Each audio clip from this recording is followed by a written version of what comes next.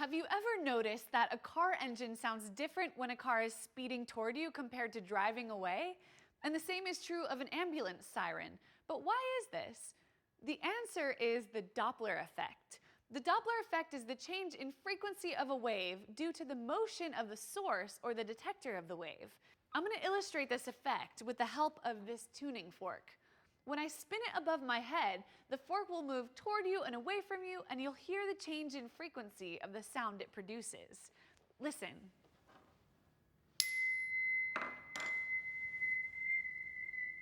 Can you hear the change in pitch? That's the Doppler effect.